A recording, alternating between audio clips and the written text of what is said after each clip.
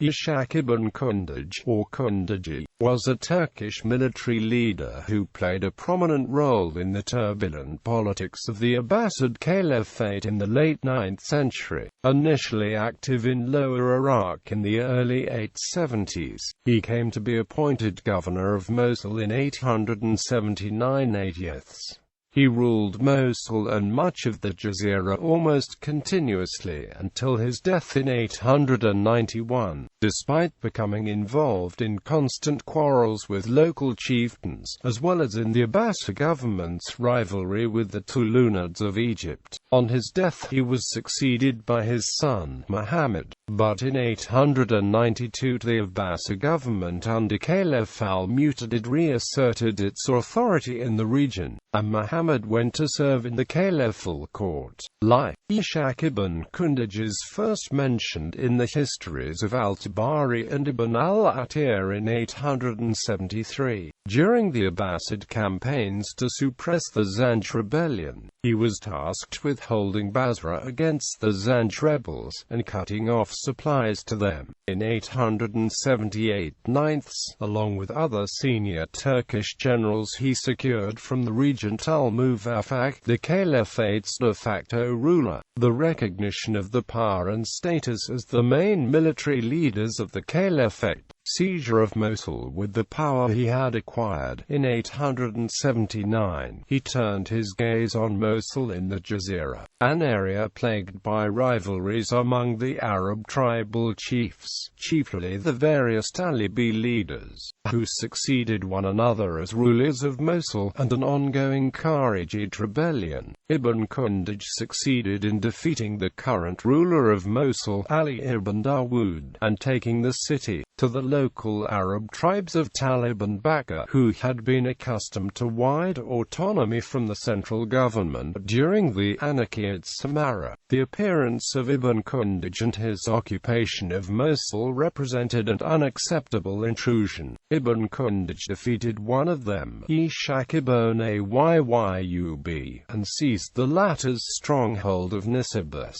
But Ibn Ayyub appealed for aid to the Shayban Isa ibn al-Shaykh of Ahmad and Abu al-Magra ibn Musa ibn Jurayra of Arzan. The coalition prepared to strike against Ibn Kundaj, but the arrival of emissaries from Baghdad confirming him as governor over Mosul, Rabra and Armenia forced them to back down and agree to pay a tribute of 200,000 gold dinars. The coalition was soon reformed, however, comprising Ishaq ibn Ayyub, Isa ibn al-Shay, Abu al-Magra, Hamdan ibn Hamdan, and the tribes of Rabra, Talib, Bakka and Yamin that were connected with them. According to al-Tabari, Ishaq scored a decisive victory over them in April-May 881, pursuing the remnants to Nisibis and amid many of the defeated leaders, including Hamdan ibn Hamdan, who continued to oppose him, now went over the Kharijite rebels.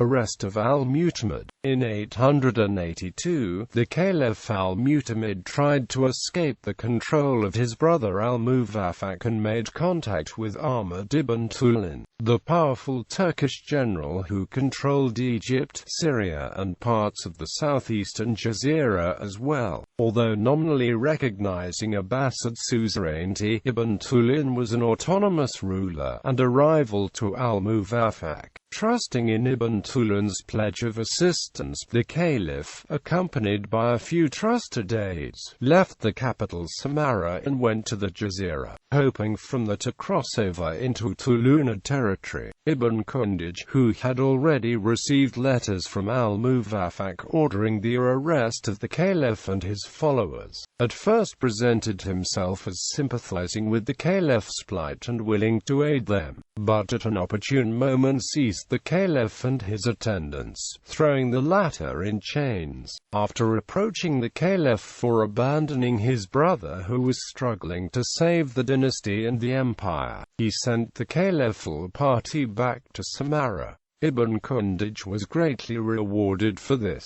Not only were the estates of the Caliph's companions confiscated and granted to him, but 4 days after delivering his prisoners to Samarra, on the 22nd of January 883, he was given robes of honor and 2 ceremonial swords, receiving the title of Du al-Sayfain, followed later by more rich gifts and lunches with the grandees of the Abbasid court. At the insistence of al-Muwaffaq, the powerless caliph was now forced to order the name of Ibn Tulun publicly cursed from the mosques, with all the offices of the latter conferred on Ibn Kundaj. This meant little in practice, as neither the Abbasid government nor Ibn Kundaj possessed the force to wrest Ibn Tulun's territories from him, but, along with his appointment to command the caliph's private guard, it made Ibn Kundaj nominally one of the most powerful men of the caliphate. Wars with the Tulunids and Ibn Abul-Saj.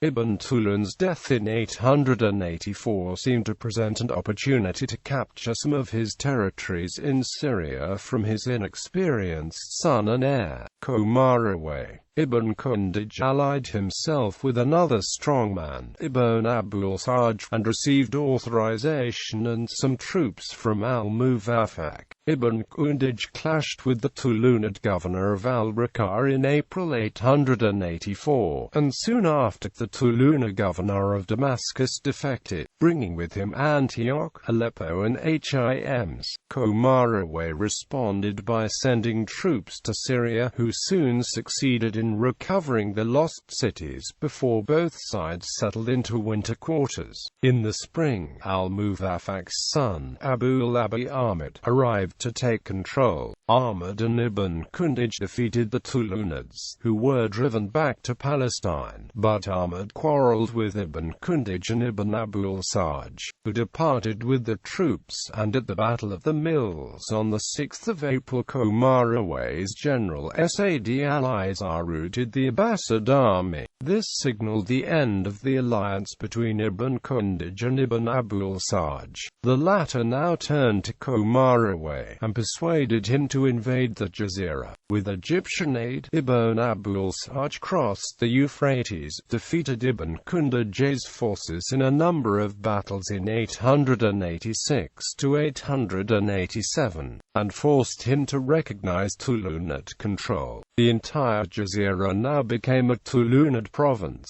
a fact recognized by the Abbasid government in a treaty in the December 886 that confirmed Qomaraway in his old and new possessions. Ibn Kundaj remained as governor of Mosul under Tulunid authority.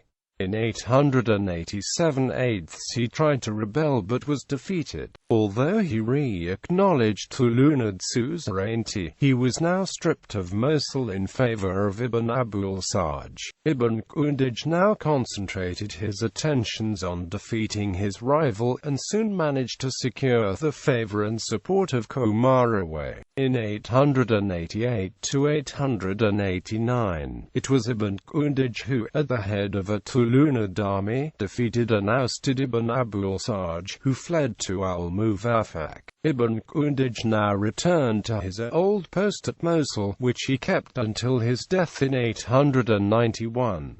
He was succeeded by his son, Muhammad. The latter soon lost Mosul and the rest of his domains in the Jazira to the resurgent Abbasids under al-Mu'tadid. After a brief stay in the Tulunid court, he entered Abbasid service and rose to become a distinguished general in the caliphal army.